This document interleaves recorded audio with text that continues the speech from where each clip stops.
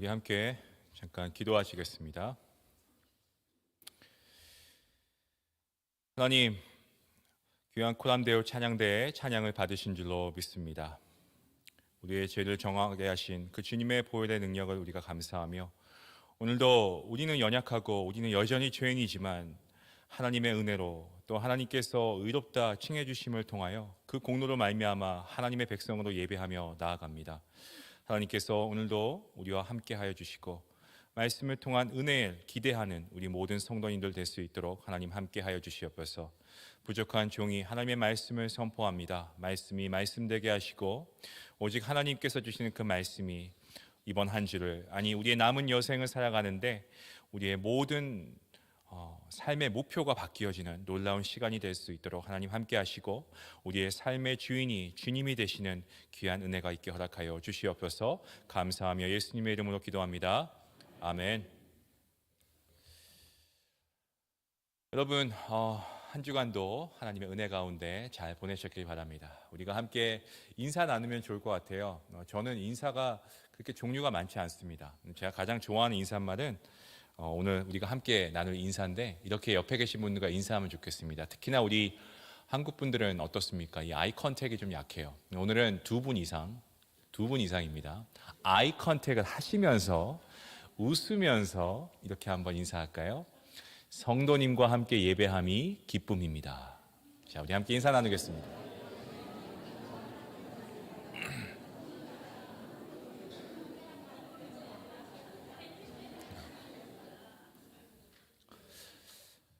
정확하진 않지만 대략 한 다섯 분 정도가 저를 바라보시면서 인사해 주셨어요. 저랑 아이 컨택 하고 싶으신 거죠? 네. 감사합니다. 여러분, 여러분의 손, 왼손, 오른손 상관없습니다. 여러분의 손 중에 하나를 이 가슴에 한번 올려볼까요? 네.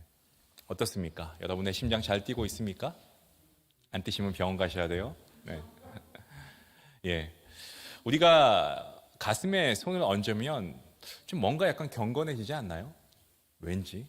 그죠? 우리나라 애국가 같은 경우는 특히나 우리가 동해물가 하면은 손을 딱 올리고, 그죠? 여러분 어떻습니까?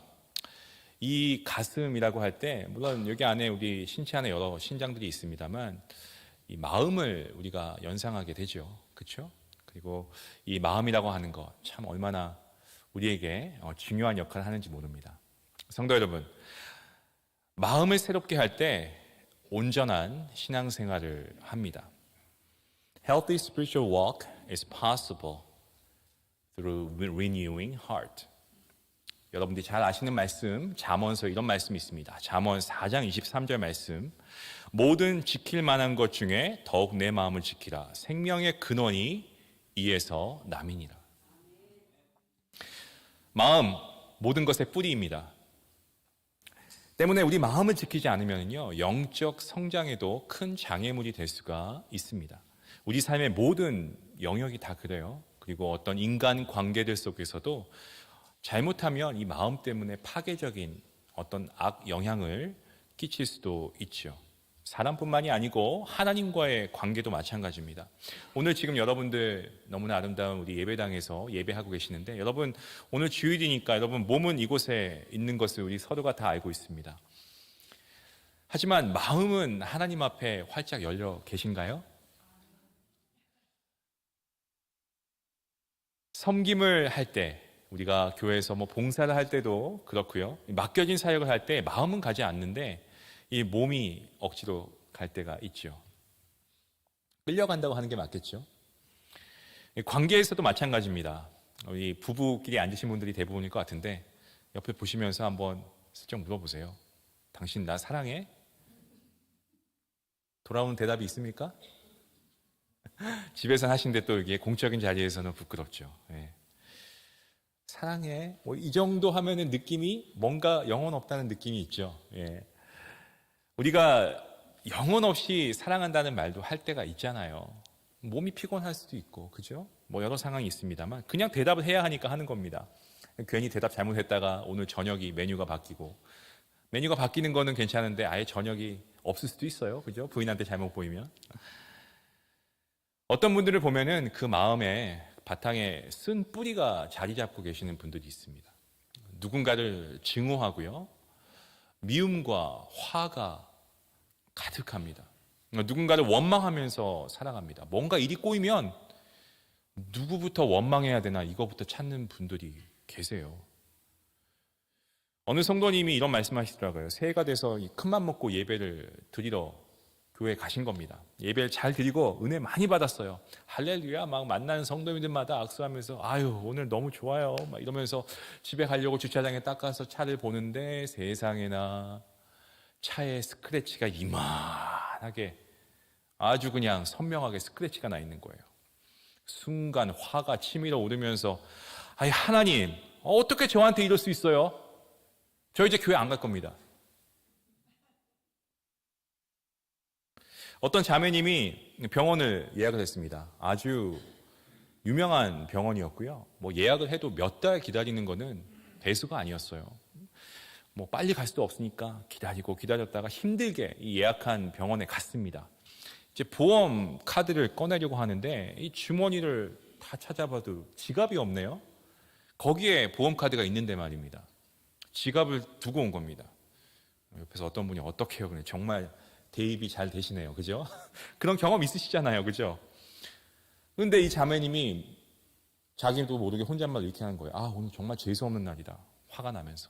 근데 여기서 멈추지 않고 더 나가서 아니, 하나님, 어떻게 이런 날을 저한테 오늘 허락하세요? 하나님한테 화살을 돌리는 거죠. 하나님뿐만이 아닙니다. 우리는 서로에게 원망 솔직히 잘 하잖아요.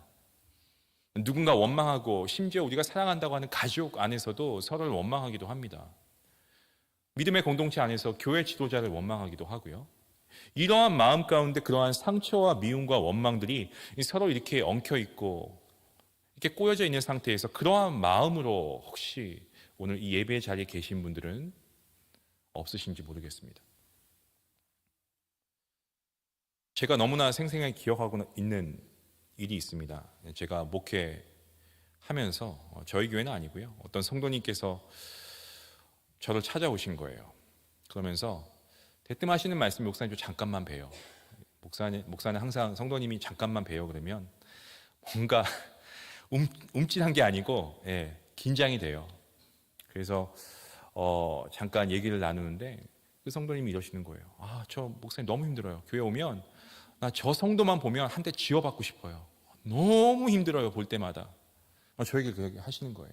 직분이 있으신 분이셨는데 말씀을 들을 때마다 아, 그러세요 집사님? 네 집사님. 이 호칭이 잘 안 나오는 거예요. 자꾸 그런 안타까운 말씀하시니까. 근데 제가 계속 들을 수는 없잖아요. 그래서 집사님 죄송합니다. 제가 이런 말씀을 듣는 건 아닌 것 같아요. 집사님 기도하시고 저도 기도하겠습니다. 우리가 사랑하는 믿음의 공동체 아니겠습니까? 하고 일단 돌려보냈습니다. 사실 우리가 이런 일들이 많아요. 그래도 이분은 와서 솔직히 얘기라도 하죠. 마음속에 감추고 누군가를 미워하고 증오하며 교회 다니시는 분들 많습니다. 하다가 버티다가 안 되면은 교회 떠나시고요. 아니 누굴 미워하는 게 무슨 잘못된 거야? 이런 개념을 가지고 살아갈 수도 있다는 거죠. 오늘날 우리 마음의 병, 독소라고 하는 정말 깨어지고 어긋난 심령으로 찾아오는 여러 가지 문제들과 그에 따른 증상들이 얼마나 많은지 모릅니다. 심각합니다.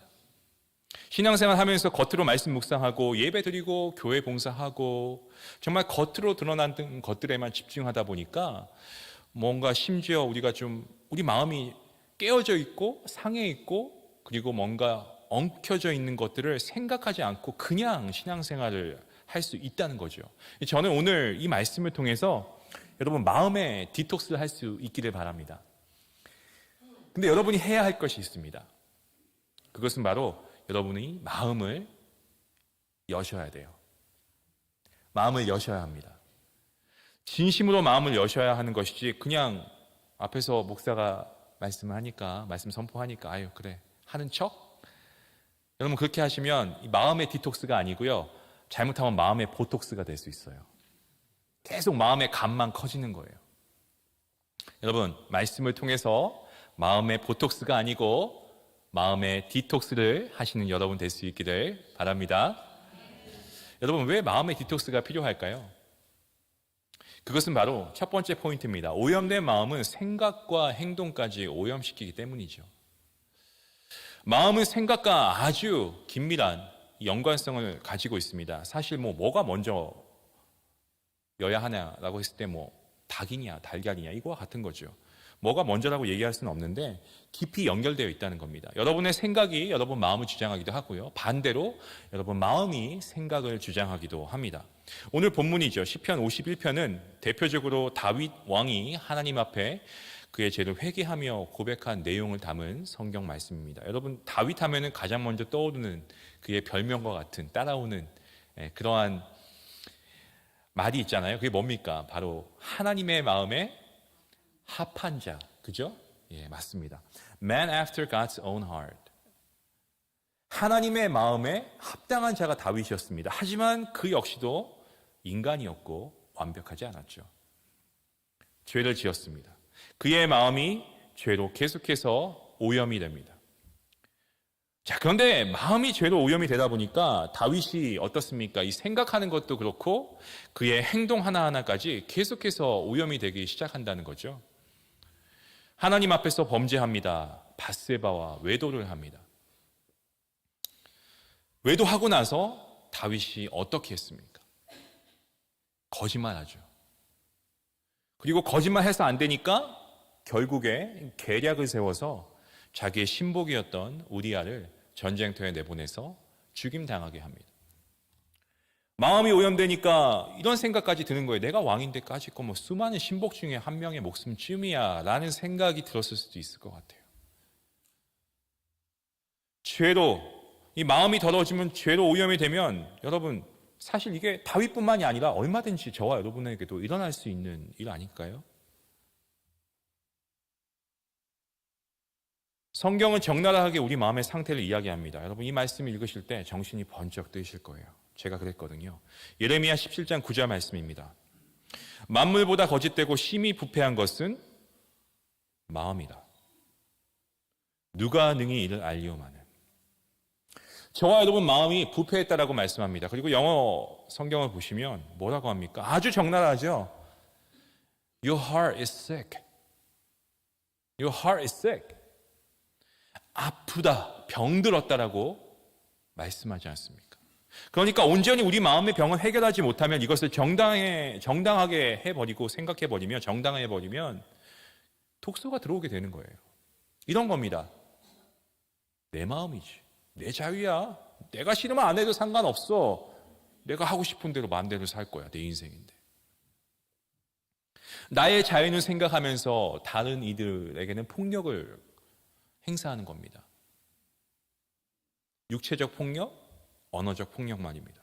내가 하고 싶으니까 해도 된다는 논리인 것이죠. 이런 오염된 생각, 오염된 행동 하게 될 수 있죠. 뿐만 아닙니다. 오랫동안 쌓여있는 해결되지 않는 그러한 마음들이 있다라고 한다면 말씀 가운데서 온전해지지 않으면 우리는 자꾸 엉뚱한 생각들을 하게 되어 있습니다. 한 자매님의 이야기를 하고 싶은데요. 이분 공부 많이 했어요. 박사학위까지 아주 FM 코스로 그냥 학부부터 쫙 쉬지 않고 이런 친구들이 있죠. 네. 엄친아라고 하나요? 요즘에도 엄친아라고 하는지 모르겠습니다. 근데 이 자매가 이제 학위를 다 마치고 홈타운에 들어간 거예요. 고등학교 때 친구들이 그리웠습니다. 그래서 그 당시 이제 SNS, 페이스북이 그때는 한창이었을 텐데 페이스북으로 이제 friends request를 한 거예요. 한 친구에게. 근데 친구 요청을 했는데 일주일이 지나도 답이 없는 겁니다. 그러니까 이 자매가 마음에 이 친구가 나 싫어하나 보다 이런 생각이 드는 거예요. 한 달이 지났습니다. 여전히 답이 없습니다. 이 친구뿐만 아니라 고등학교 때 친구들 모두 나를 안 좋아했던 것 같은데 날 다 싫어했던 것 같기도 하고. 몇 달의 시간이 지납니다. 혹시 내 주변에 있는 사람들 날 좋아하는 사람은 있을까? 모두가 다 날 싫어하는 것 같아. 이런 생각이 들면서 우울감에 빠지게 됩니다. 나중에 알고 보니까 자기가 친구 초청을 했던 친구는 페이스북 계정만 있고 더 이상 활동을 하지 않는 그런 상황이었던 거예요. 아예 확인도 안 한 거죠. 사실이 아닌데도 우리 마음 가운데 이런 거절이나 상처나 어떤 이런 왜곡된 생각을 하게 된다는 그러한 예화입니다. 이것을 잘 설명하고 있는 인물이 있습니다. 아론 백이라고 하는 분인데 이분은 인지치료의 창시자라고 볼 수가 있습니다. 이분이 얘기하는 cognitive errors라고 해서 인지적 오류, 이것을 영어로 설명을 드리면 jumping to a negative conclusion이라고 해서 우리가 마지막에는 결론적으로 그냥 안 좋은 결론으로 점프해 버린다는 거예요. 마지막에는. 예를 한번 드려보겠습니다. 어떤 집사님이 면담을 했습니다. 목사님 한번 뵙고 싶어요.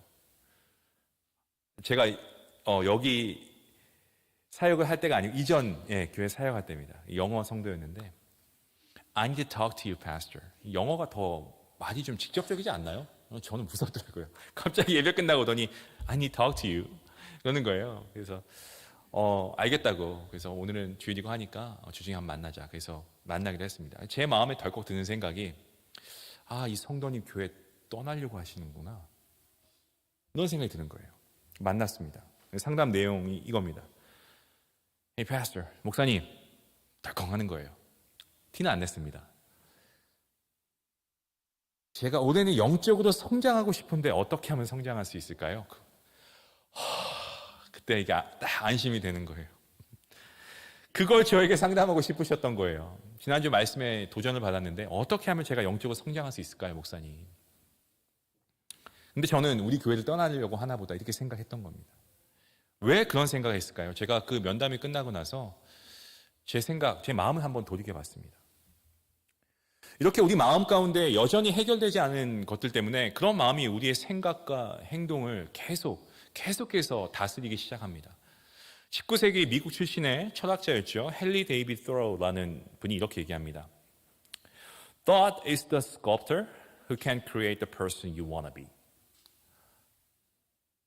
생각은 각 사람을 만들어내는 조각가이다. 여러분, 냉장고 안에 상한 음식이 있다고 한번 생각해 보겠습니다. 가정해 볼게요. 상한 음식이 냉장고 안에 썩고 있습니다. 계속 썩고 있습니다.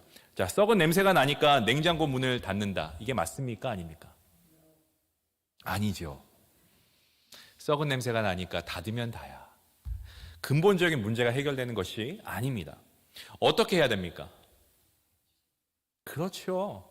냄새가 나는 그 썩고 있는 그 음식이 담긴 그릇을 꺼내서 썩은 음식을 버리고 그 다음에 깨끗하게 씻어야 되는 겁니다. 여러분, 몸이 더러우면 향수 뿌린다고 해결되나요? 여러분 중에 나는 평생 샤워라는 걸 해본 적이 없습니다. 향수가 좋아서요. 이런 분 계십니까? 샤워를 하든지 간에 어떻게든 씻어내야 해결되는 거 맞잖아요. 마찬가지로 상하고 오염된 우리의 마음, 결국 생각하는 방식과 그리고 행동을 썩게 만드는 것이 아닌 그 마음을 가지고 솔직하게 나아가야 하는 그러한 모습이 필요하다라는 말씀입니다. 어느 대학생이 이런 이야기를 했습니다. 목사님, 제가 학기가 시작되었어요. 목사님, 저 이제 교회 못 가요. 평상시에 잘 안 나온 친구예요, 사실. 시험 많고요, 과제 있고요, 소그룹 모임에 도저히 바빠서 못 나갑니다. 그래도 시간 되면 나와, 기도하고 기다릴게 라고 얘기했습니다. 안 나오더라고요. 방학이 되었습니다. 전화했어요. 그전에도 했지만 방학이 되었으니까 이제 나와야지. 여전히 못 나오는 거예요. 전화를 못 받아요. 음성을 남겼더니 다음날 연락이 왔어요. 자고 있었대요. 제가 전화했을 때가 오후 3시였거든요. 뭐 이렇게 피곤했나 봐. 그러니까 전날 친구들하고 밤새 게임을 했다는 거예요. 그래서 그러면 지금 깼으니까 좀 괜찮으니까 또 피곤하대요. 지금 또 자야 된대요. 전화하고 나서. 마음이 없는 거예요. 마음이 없는 거예요. 그런데 우리는 그렇게 핑계를 댑니다. 여러분 남편이 다른 사람들한테 잘하면 부인된 입장에서 어떻습니까? 아유, 참 잘한다. 우리 남편 최고네. 근데 여러분한테는 그만큼 못해요. 서운하죠. 왜 그럴까요? 사랑이 부족한 거죠. 배려가 없는 겁니다. 우린 여러 가지 핑계거리를 가지고 나옵니다. 이것 때문에 저것 때문에 이런 여러 가지 핑계를 댈지 모르지만 솔직히 우리 마음 한번 곰곰이 살펴보시길 바랍니다. 그러면 우리 마음에 어딘가가 분명히 잘못되어 있습니다. 그것을 해결하는 것이 가장 급선무인 것입니다. 이것을 해결하지 않으면 우리의 마음의 이 성장이라고 하는 것이 어느 순간 딱 멈춰요. 그래서 두 번째 포인트는 이것입니다.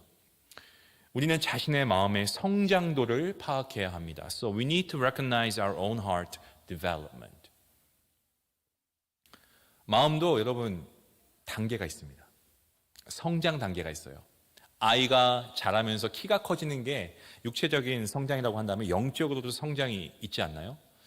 여러분 제자훈련 받으신 분들 계신가요? 제자훈련 보시면 기초반이 있고 중급반이 있고 또 사역자반이 있어요. 이렇게 단계가 올라가잖아요. 또 다 하시는 분들이 있습니다.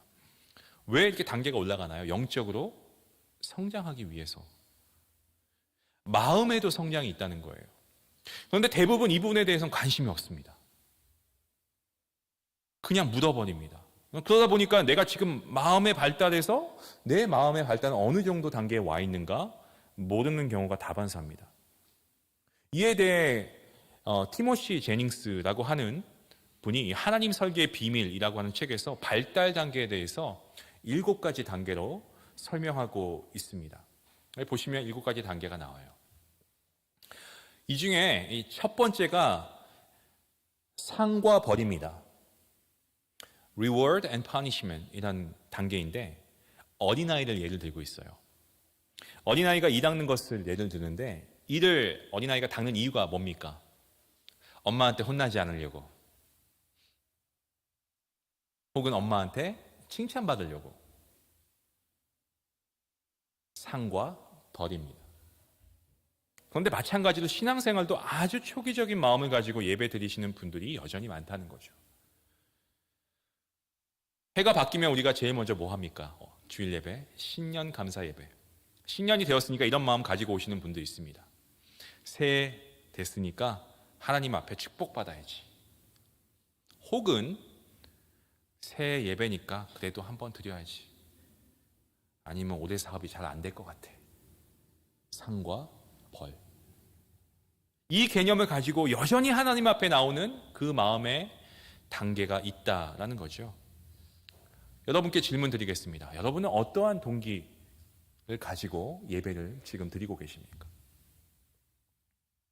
티모시 제닝스는 이렇게 이야기합니다. 심지어 집에서 키우는 강아지도 이 첫 번째 단계로 주인의 말을 듣는다는 거죠.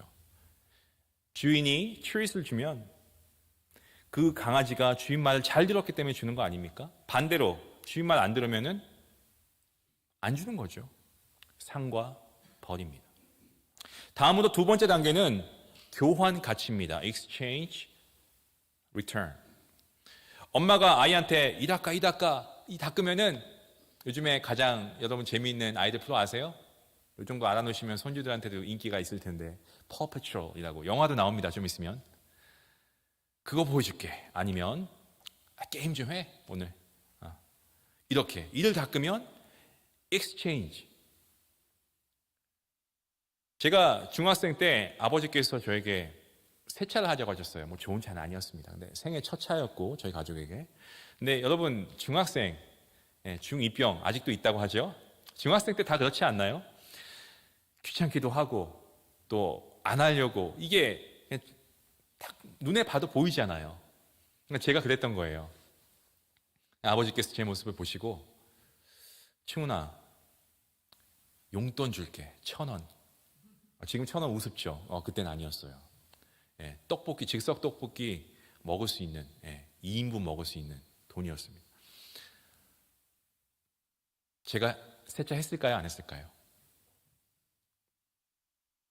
돈 액수가 적어서 그러세요? 해야죠. 그럼요. 용돈 받았는데 당연히 했죠. 지금 생각하면 제가 아버지 마음을 왜 몰랐을까 하는 후회되는 마음이 있습니다. 죄송한 마음이죠. 근데 그때는 용돈 주시니까 세차했습니다. 우리 아이들한테 제가 이런 습관이 나오더라고요. 너희들 방 깨끗이 청소하면 내가 용돈 줄게. 이게 그때 나온 습관인 것 같아요. 이런 게 교환 가치라는 거예요.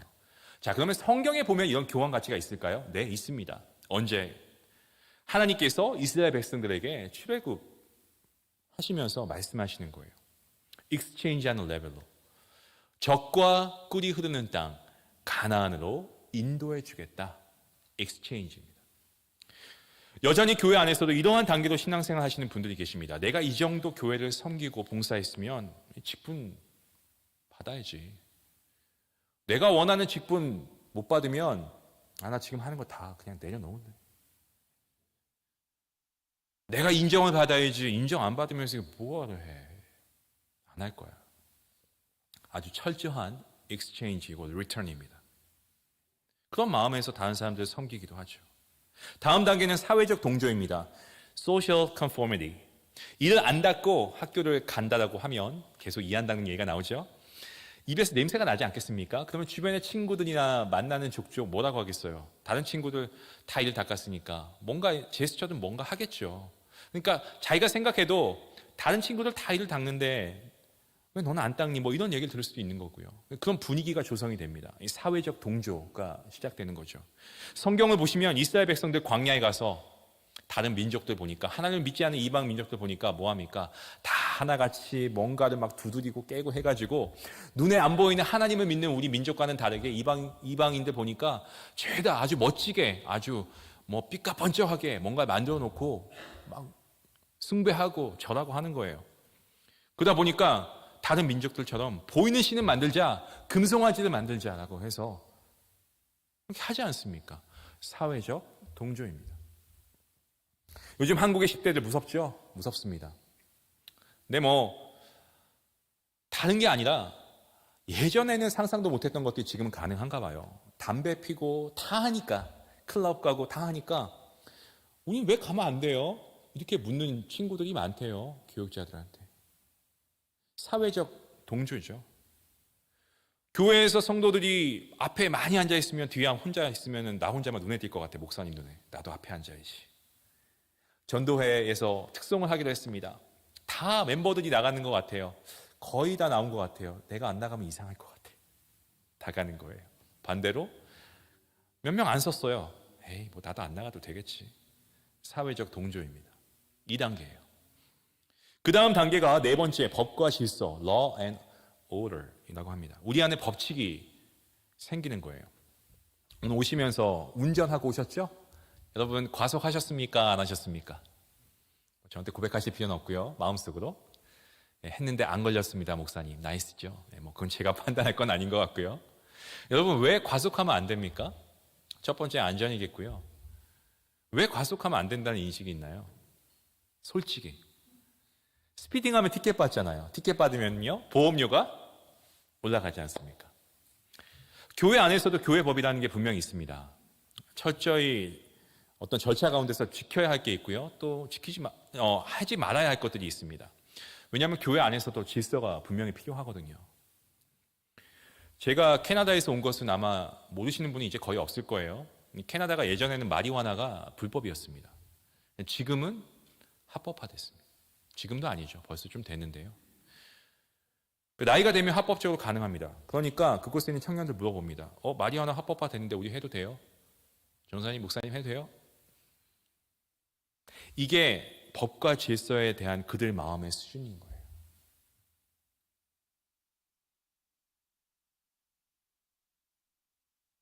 (5단계가) 되면 이제 성숙한 단계라고 할 수 있는데 이것을 타인을 향한 사랑이라고 합니다. Love for other people. 다른 사람들을 배려하는 겁니다. 티모시 제닝스라고 하는 분은 이를 안 닦으면 옆에 있는 사람이 괴로울 수 있다는 거예요. 옆에 있는 사람을 배려하기 위해서 치과를 가도 이를 한 번 더 닦는 것을 예로 듭니다. 여러분 치과 가실 때 이 닦고 가시는 분이 있고 아닌 분들이 있을 거예요. 저는 가글까지 해요. 장로님이 하셔서 더 그런 것 같기도 하고요. 가글까지 합니다. 최소한의 에티켓인 것 같아요. 여러분 아내에게 잘해주시는 이유가 뭐세요? 남편분들 어떠십니까? 아내 입장에서 한번 생각해 보면 그럴 수밖에 없잖아요. 이 가사일이라는 거 끝나지 않는 거 아세요? 안 끝나요. 이게 맘만 먹으면 하루 종일 할 수 있는 게 가사일입니다. 어릴 때 애 보는 거 빼고도. 근데 내가 아내 입장이 돼 보니까 너무 고마운 거예요. 지금 이때까지 내 옆에서 묵묵히 그냥 아내의 역할 잘 감당해 줬잖아요. 그러니까 아내 입장에서 보면 잘해주게 되는 거죠. 전도의 모임에 가고 싶지 않을 때가 있으신가요? 어떤 분은 그래요. 안 가고 싶은 마음이 있어요. 근데 계속 전화 연락이 오고 또 장소를 섭외하신 분들, 음식을 준비하신 분들, 가서 게임을 준비하신 분들, 이런 분들을 생각하니까 이분들의 노고를 생각하는 거 자기가 안 가면 자기 때문에 이분들이 굉장히 좀 디스커리지 될 것 같다는 그런 마음이 든다는 겁니다. 역시 타인을 향한 배려, 사랑이라고 볼 수가 있겠죠. 다음으로 6단계는 순리에 따르는 삶입니다. Principle based living, living in harmony, 이렇게 말씀드릴 수 있겠네요. 가정에서도 마찬가지입니다. 내가 외도하면 안 된다. 요즘 뭐 이게 세계적인 이슈 아니겠습니까? 미국도 그렇고 한국도 외도하면 안 된다. 왜? 걸리면 혼나니까? 여러분 이게 이유가 답니까? 아니지 않나요? 우리 가정이 정말 행복해야 우리 자녀들도 행복한 가정에서 자라고 그러한 우리 자녀가 자라서 그들 또한 행복한 가정을 이루지 않겠습니까? 그렇게 행복한 가정을 이루길 바라는 그러한 순리, 하모니, 가정이 행복하면 가정만 행복하는 게 아니고 사회도 행복한 사회가 될 수 있는 거죠. 그리고 최고의 단계입니다. 하나님 마음에 합한 사람. Understanding God's heart and design이라고 되어 있습니다. 저와 여러분은 하나님의 형상대로 지으심을 받은 줄로 믿습니다. 이를 잘 닦지 않으면 충치가 생기고요. 그리고 염증이 생기고 간염이 되고 질병이 생길 수도 있습니다. 성도인 우리는 우리의 몸이 하나님의 성전인데 하나님을 온전히 섬기는 청지기 의식을 가져야 한다는 겁니다. 열심히 해야 되겠죠. 교회를 예를 들면 예배위원이라고 하면은 한 주간 이 예배위원이 해야 할 것들은 생각보다 기도로 준비하는 시간이 무척 많이 필요합니다. 찬양으로 섬기는 코람데오 찬양. 오늘 찬양이 오늘 주제와 너무 잘 맞는 것 같아요. 저랑 뭔가 이렇게 통하셨나 봐요. 늘 정말 은혜로운 찬양으로 찬양을 준비하는 찬양팀, 크로마하프 팀, 전도회에서 섬기는 것, 주방에서 섬기는 것, 맡겨진 일에 최선을 다해 열심으로 책임을 다해야 합니다. 우리가 최선을 다하는 건 좋은데 여기도 여러 단계가 있다는 겁니다. 직장을 예를 들어볼까요? 내일 내가 직장에 가서 프로모션 받기 위해서 열심히 일하시는 분들이 있어요. 그리고 어떤 분들은 잘못하면 회사에서 잘릴까 봐 어떻게든 열심히 일하시는 분들이 있습니다. 또 사랑하는 우리 가족들 부양이 되지 않겠습니까? 그래서 월급을 또 줘야 하니까 열심히 일하시는 분들도 있고. 그런데 마지막에 내가 하나님의 영광을 위해서 빛과 소금의 직분을 다하기 위해서 내가 정말 최선을 다해야겠다. 직장에서 일을 최선을 다해야 되겠다. 내가 학교에서 최선을 다해서 공부해야 되겠다. 여러분 이렇게 생각하는 경우는 잘 없죠. 어떤 학생들은 열심히 공부했는데 이런 학생이 있어요. 열심히 공부했어요. 정말 밤새서. 근데 A가 아니고 B가 나왔어. B면 다행이야. C가 나왔다고 합시다. 그러면 이런 생각을 해요. 열심히 해봤자 이거 뭐 아무 소용도 없네. 해서 뭐해? 에이, 때려쳐. 자, 그런데 그때 그 성적이 본인뿐만이 아니고 학우 전체가 평균 점수가 C가 나온 거예요. 그러면 그래. 뭐 이 정도면 괜찮아. 자, 근데 제가 말씀드리려고 하는 건 이게 일반적인 생각이라고 한다면 하나님의 영광을 위해서 공부를 한 사람은 생각이 달라요. 하나님의 영광을 위해서 하면 그 점수와 상관없이 최선을 다해서 공부합니다. 하나님이 나에게 맡겨주신 학생이라는 직분, 하나님이 주신 거니까. 이를 통해 영광을 돌리기 위해서 내가 최선을 다해야 되는 거예요. 그래서 티모시 제닝스는 이 7가지 발달 과정 가운데서 최소한 5번째 이상의 이 발달 과정이 있을 때 비교적 성숙한 사람이다라고 얘기할 수 있다고 합니다. 여러분의 성장 과정은 지금 어느 단계에 있습니까? 아직도 첫 번째와 두 번째 단계에 있는 분들이 있습니까? 그런 단계에서 신앙생활하고 가정을 꾸리고 자녀를 키우고 사회에서 일하고 계신 분은 없습니까? 여전히 겉으로는 성장했는데 어떠한 레벨까지는 올라갔습니다. 하지만 마음은 아직 미성숙한 채로 그렇게 살아가시는 분들은 없으십니까? 저는 목회하면서 이런 케이스를 무척 많이 봤습니다. 교회에서 직분을 가진 분들도 첫 번째 혹은 두 번째 단계에 머물러 계신 분들을 봤습니다. 어떤 때는 다윗처럼 정말 어떻게 저렇게 신실할 수 있지?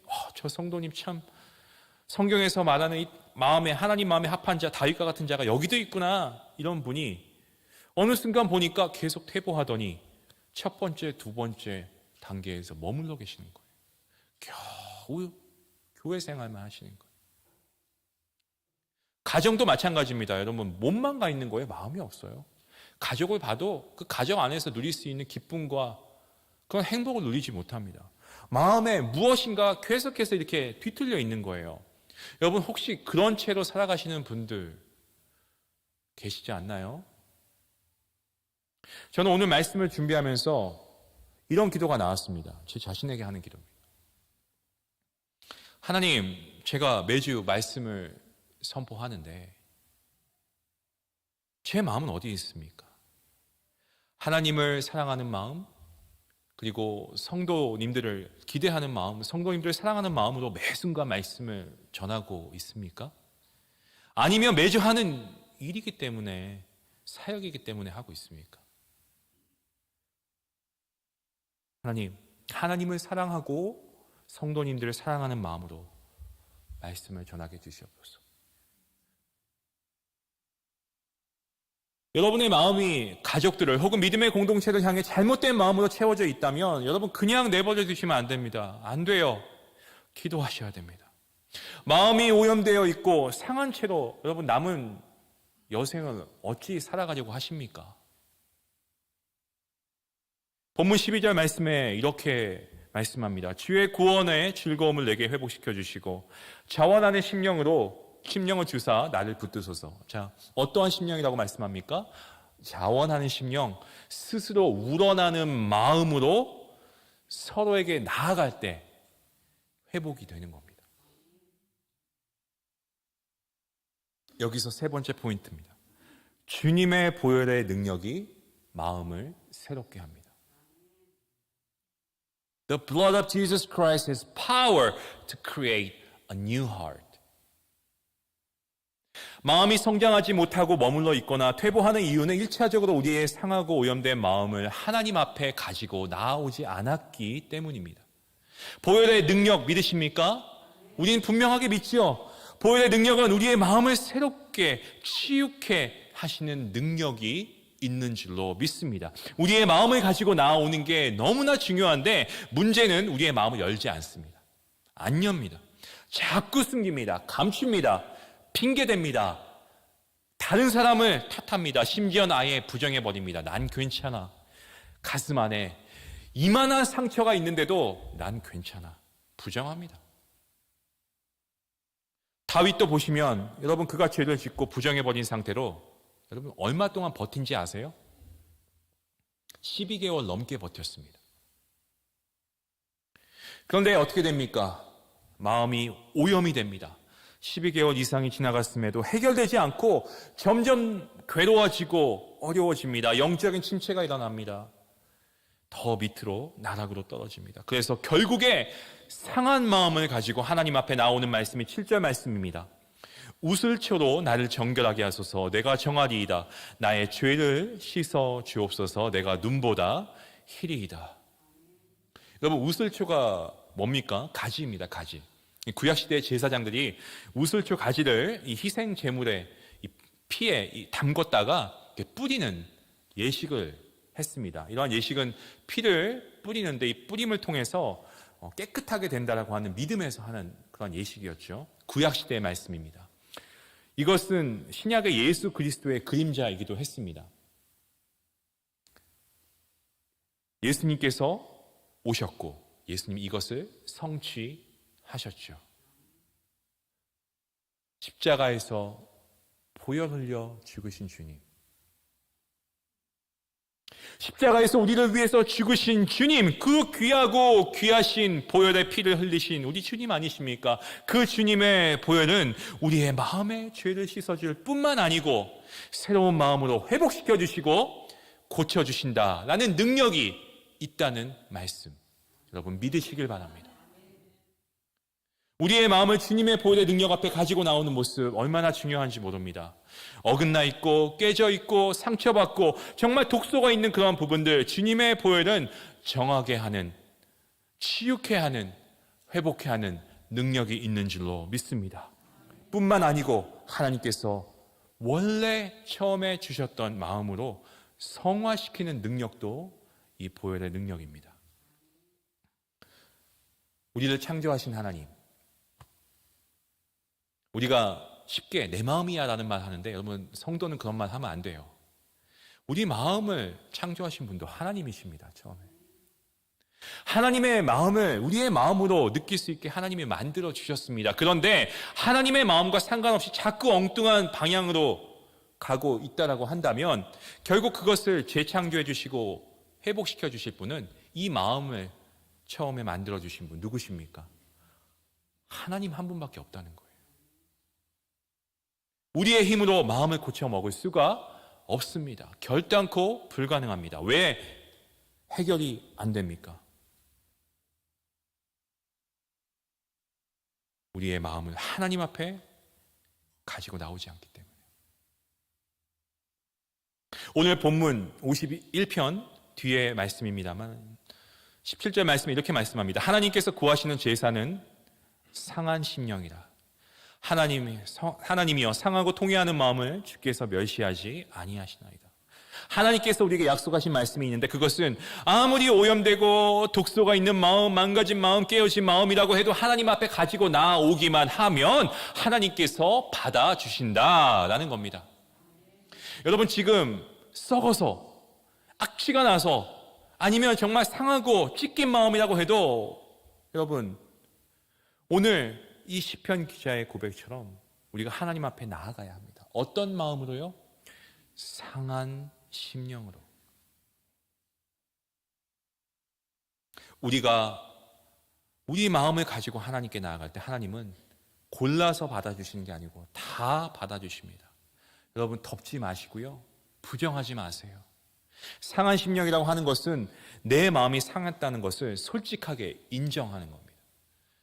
예수님과 바리새인들 대화, 바리새인들이 겉으로만 얘기하죠. 계속 겉에 보이는 것들만 얘기합니다. 이것은 행동을 중요하게 생각하는 겁니다. 이에 예수님이 이런 말씀하십니다. 마태복음 보시면 마태복음 5장 27절과 28절 말씀, 주님께서 말씀하십니다. 또 간음하지 말라 하였다는 것을 너희가 들었으나 나는 너희에게 이르노니 음욕을 품고 여자를 보는 자마다 마음에 이미 간음하였느니라. 우리 주님께서 뭐라 말씀하고 있습니까? 바리새인들이 자꾸 간음한 것에 대해서, 행위에 대해서만 집중하고 있지만 우리 주님께서는 행위보다 너희 마음속에 음욕이 있으면 그것부터 빨리 하나님 앞에 회개하라는 겁니다. 때리고 남의 것 훔치는 것만 생각하지만 그게 아니고 너희 마음속에 누구를 미워하고 증오하고 이러한 마음이 있다면 상한 심령으로 하나님 앞에 먼저 인정하라는 겁니다. 하나님, 내가 누구를 미워합니다. 내가 아무개 성도를 정말 내가 감정적으로 못 보겠습니다. 너무 힘들어요. 내가 누구 사랑하지 못합니다. 이 마음이 잘못된 마음이라는 것을 하나님께서도 아시지 않습니까? 이런 미움의 마음, 잘못된 마음을 가진 때 살아가는, 이런 독소를 가지고 있는 마음을 가지고 살아가는 저를 주님 긍휼히 여겨주시옵소서. 이런 기도,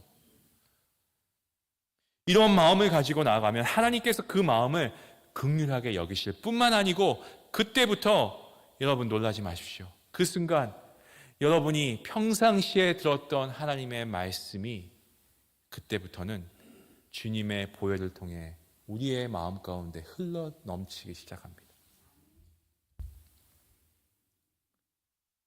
나의 마음이 얼마나 잘못되었는가 깨닫게 됩니다. 어떻게 해야 합니까? 회개하십시오. 여러분 회개하셔야 됩니다. 회개하는 가운데 하나님께서 회복시켜 주시는 겁니다. 그리고 그 마음이 하나님께 다시 돌아가게 하십니다. 원래 있어야 할 마음으로 회복시켜 주시는 겁니다. 그것이 바로 참된 회복 아니겠습니까? 우리가 회복될 때 다시 하나님 아버지의 마음을 알게 될 것입니다. 그래서 하나님 아버지의 마음을 아니까 이것이 하나님 아버지의 마음이군요. 하나님 아버지 기쁘세요? 저도 기쁩니다. 하나님 마음이 뛸 때 제 마음도 함께 뜁니다.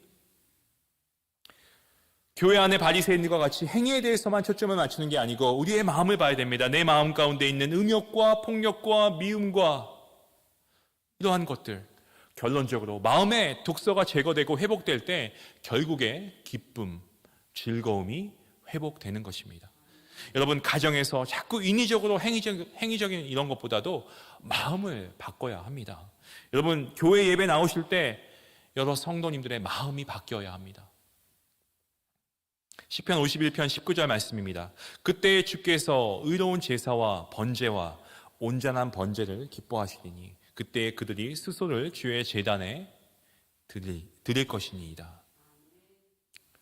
성도 여러분, 더 이상 방치하지 마시고 우리 주님 앞으로 마음을 활짝 여시길 바랍니다.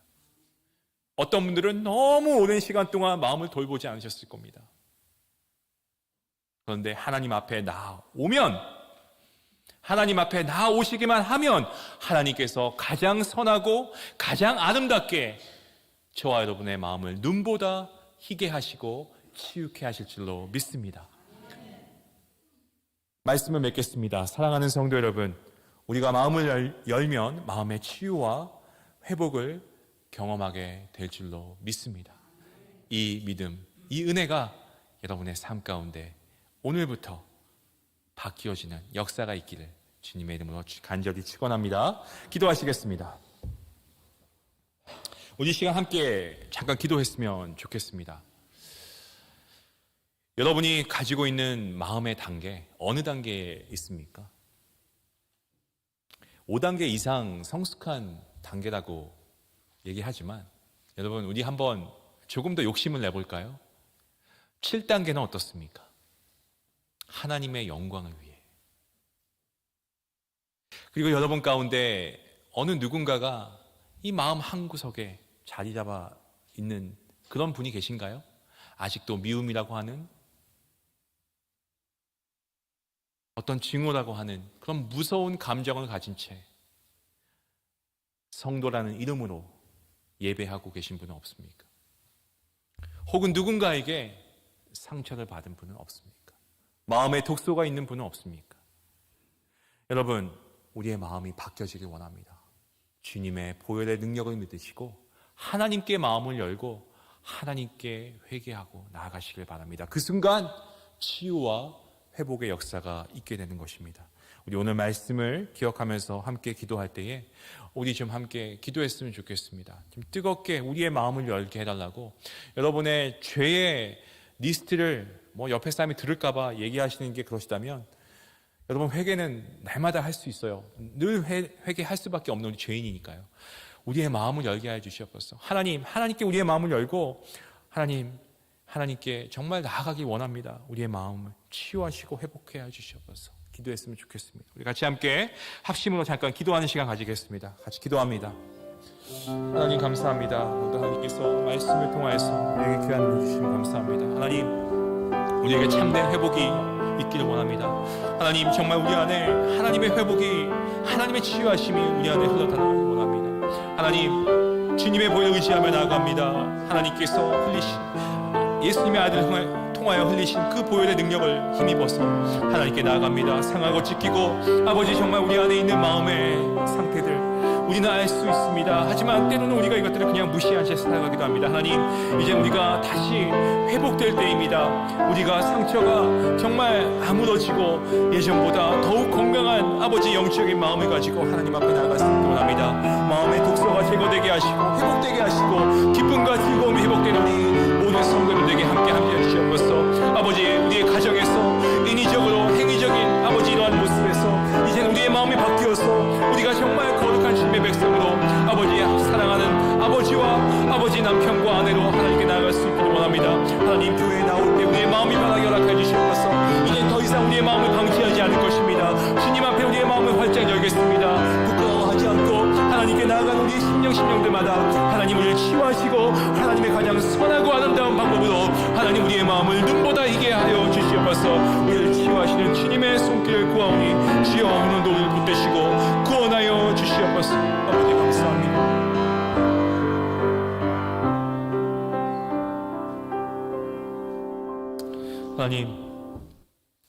하나님께 우리의 마음을 드립니다. 이 시간 우리의 마음을 열어서 주님께 우리의 모든 것을 내어놓길 원합니다. 우리의 남아있던 마음의 독소, 찌꺼기들 다 하나님 이 시간 주님의 보혈로 정하게 허락하여 주시고, 누군가에 대해서 서럽고 또한 서운한 마음, 감정이 있었다고 한들 하나님이 내 마음을 아시는데 하나님을 통해 위로받는 마음으로 아버지 우리가 더욱 성숙해질 수 있도록 도와주시고, 무엇보다 우리의 마음의 단계가 무엇을 하든지 간에 최선을 다하여서 하나님께 영광 돌릴 수 있는 우리의 삶, 우리의 자녀의 삶이 될 수 있기 원합니다.